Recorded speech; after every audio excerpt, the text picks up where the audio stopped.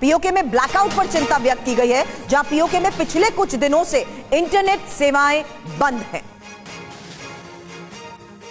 तो पीओके में ब्लैकआउट पर चिंता भी व्यक्त की गई है, लेकिन यह बगावत आगे किस और किस हद तक बढ़ सकती है। बड़ी खबर यही है कि लगातार जो तस्वीरें सामने आई हैं, उससे साफ है कि किस तरीके से पीओके में आवाज बुलंद की जा रही है। और अब मुजफ्फराबाद कोटली से आई वो तस्वीरें जहां निर्दोष लोगों को सीधे टारगेट करते हुए गोलियों से भून दिया गया। फिलहाल बड़ी खबर एक और, जहां पीओके के इन्हीं हालात पर ब्रिटेन की तरफ से भी चिंता जताई गई है। लेकिन हकीकत क्या है, किस तरीके से अलग अलग इलाकों पर प्रदर्शन हो रहा है, प्रगति के पास इस बारे में और इंफॉर्मेशन है। बताएं प्रगति। बिल्कुल, और पीओके की जनता किस तरीके से डील कर रही है। शहबाज मुनीर कब्जा छोड़ो के नारे लगाए जा रहे हैं। कहां कहां बगावत है, सबसे पहले ये समझ लेते हैं। मुजफ्फराबाद, जहां पर 3 लोगों की मौत हो गई है। लाल चौक पर हिंसक झड़प यहां पर देखने को मिली है। पाकिस्तानी पुलिस ने गोलियां चलाई हैं, फायरिंग की है। फायरिंग में 3 लोगों की मौत तो कई जख्मी बताए जा रहे हैं। जेकेएसी नेताओं की सरकार को चेतावनी, संचार टावर गिरा देने की धमकी तक यहां पर दी गई है। तुरंत मोबाइल सेवा बहाल करने की मांग प्रदर्शनकारियों की तरफ से की जा रही है।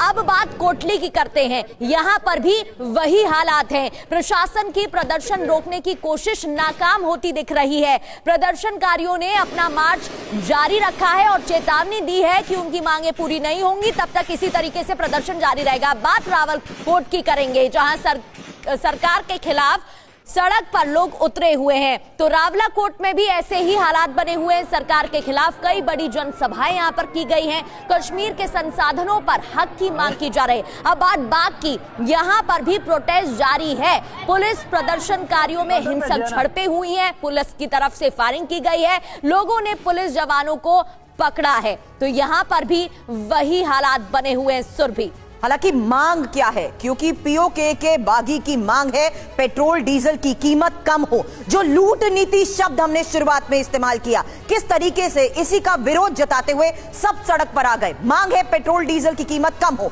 खाने पीने के सामान के दाम घटे, और बड़ी बात यह है कि महंगाई जिस तरीके से चरम पर पहुंच चुकी है। हालांकि हकीकत यह कि अब इंटरनेट सेवाएं बहाल हो, यह मांग की जा रही है। मोबाइल सर्विसेज भी वापस शुरू हो। बड़ी बात यह है कि डिजिटल ब्लैकआउट के भी हकीकत इस वक्त है।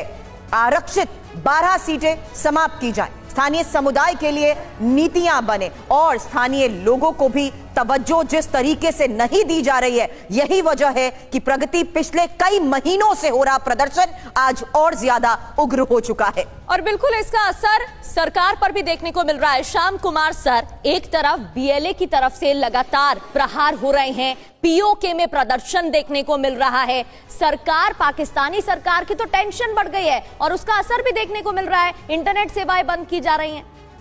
प्रगति, धन्यवाद। जय हिंद, सनोवर्ण, विजयादशमी की शुभकामनाएं दर्शकों को। बहुत अच्छा प्रश्न है। और जब हम पहलगांव का अटैक हुआ था और जब हमने कहा था कि पीओके को भी ले लो इसी साथ, जब हमने ऑपरेशन सिंदूर किया, तब ये बातें निकल कर आई थी। मैंने 2-4 शब्द कहे थे उस समय। भारत की तरफ से आकलन क्या है? ये जो आप देख रहे हो, इंटरनेट की सेवाएं बंद हो गई, ये सुरक्षित चीजों को हटाना, दाल चावल पानी पेट्रोल का जो दाम है, सेल्फ रूल गवर्नेंस कह रहे हैं, वो कह रहे हैं हमें ज्यादा स्वायत्ता दो, हमारे रोड ट्रांसपोर्ट, हमारे एजुकेशन सिस्टम ठीक करो, हमारी गवर्नेंस में हमें पैसा नहीं मिल रहा है, घूसखोरी लूट नीति चल रही है। भारत क्या देख रहा है? उस समय हमारी देश की नीति थी, उन्होंने कहा हमें ये नहीं करना है। दौड़ रहा था भारत अपने कश्मीर ताज के साथ विकास के पथ पर। क्यों टोका तुमने सिंदूरी हवाओं को? हमें तो बौखलाना होगा। बात सिर्फ 2 मुद्दे पे होगी, आतंकवाद या जेपीओके। अगर आगे आए तभी हाथ बढ़ाना होगा। अंडा खुद से फूट रहा है। अब मैं आपको कहता हूं, अंडा खुद से फूट रहा है। आपने कहा खैबर पख्तूनख्वा, आपने बलूचिस्तान, और ये जेपीओके, ये खुद से टूट रहा है।